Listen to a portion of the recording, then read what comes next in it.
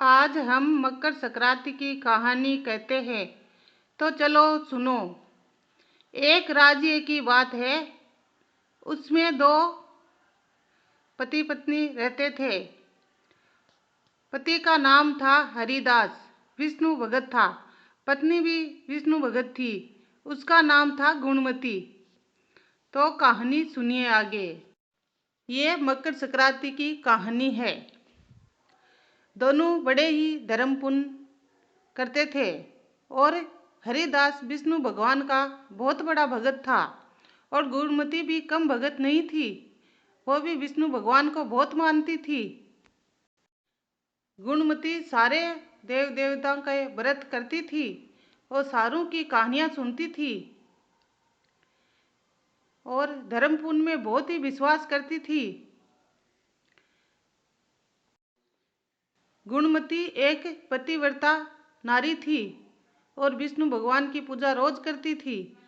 हरिदास भी विष्णु भगवान की पूजा रोज करता था और गुणमती ने सारे व्रत सारे तीर्थ किए, लेकिन धर्मराज जी कहीं भी उसके दिमाग में नहीं आए और ना ही उनके बारे में वो जानती थी। इसलिए कुछ दिनों बाद गुणमती की अचानक से मौत हो जाती है और धर्मराज जी के अमदूत उसे पकड़ के अमराज जी के पास ले जाते हैं।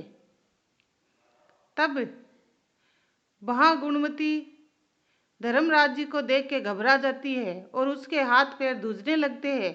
हाथ जोड़ के खड़ी हो जाती है और उधर धर्मराज जी बैठे हैं। सुंदर सा महल है और चारों तरफ अप्सराएं खड़ी है, बैंकुटों का वास है। इधर चित्रगुप्त बैठा है, हाथ में वही खाते लिए और गुणमती के गुण सुनाते हैं। कितने पाप कितने पुण्य, उसने पूरी जिंदगी में क्या किया, ये सब चित्रगुप्त धर्मराज जी को कह सुना देता है। धर्मराज जी ने सुनकर थोड़े उदास हो जाते हैं और उदास होकर गुणमती की तरफ देखने लगते हैं। तब गुणमती कहती है, क्या हुआ महाराज, मुझसे कोई गलती हुई है क्या? तब धर्मराज जी बोलते हैं, नहीं देवी, गलती तो हुई है लेकिन इतनी भी बड़ी नहीं। तो क्या बात है, आप उदास क्यों है? तब धर्मराज जी कहते हैं, तुमने सबके लिए कुछ ना कुछ किया, लेकिन मेरे लिए कहीं कुछ नहीं किया, इसीलिए मुझे फैसला सुनाने में संकोच हो रहा है देवी। क्या करूं? तुमने पाप तो कोई नहीं किया, पुण्य ही किया है, लेकिन सबके लिए पुण्य किया है, सबके नाम से पुण्य किया है। एकादशी का व्रत भी किया है, विष्णु भगवान की पूजा भी की है, सारे तीर्थ धाम किए हैं, लेकिन धर्मराज जी कहाँ है? वहाँ धर्मराज जी का तो कहीं नाम नहीं है। तो अब मैं क्या करूं देवी? तब गुणवती ने कहा, महाराज, मुझे आप वापस पृथ्वी पर भेज दीजिए। अमदूत आपके अमदूतों को कहिए कि मुझे वापस छोड़ आए।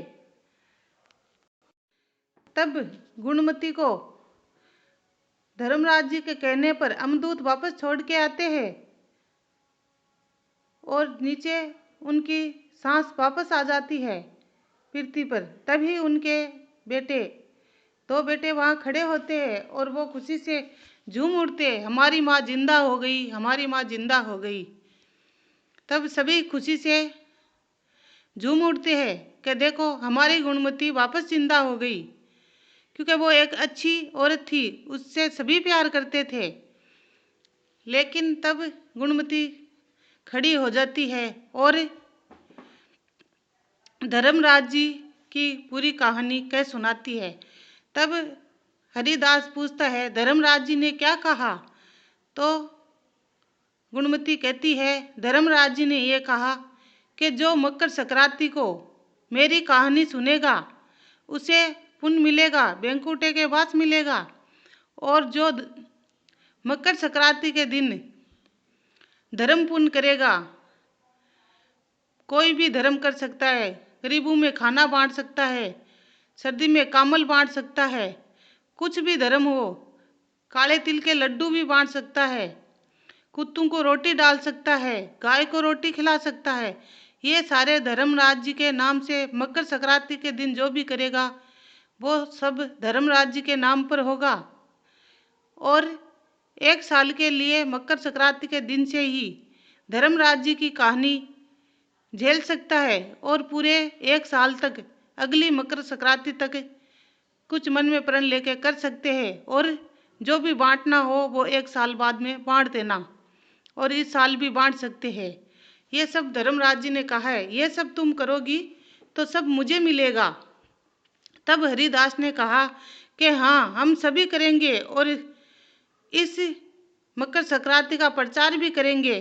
सारे लोग ही पुण्य करने लगे और पुण्य सारे करेंगे तो किसी को कुछ ना कुछ मिलेगा।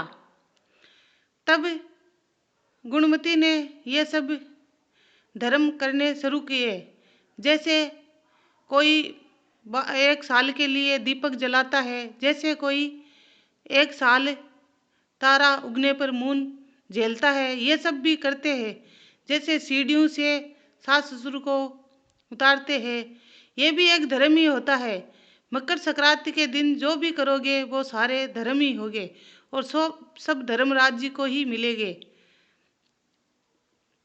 कहता सुनता ने सबने बेकुटा के पास मिलेंगे। इसलिए मेरी कहानी अच्छी लगे तो सब्सक्राइब कर देना। जय धर्मराज जी की, जय धर्मराज जी की।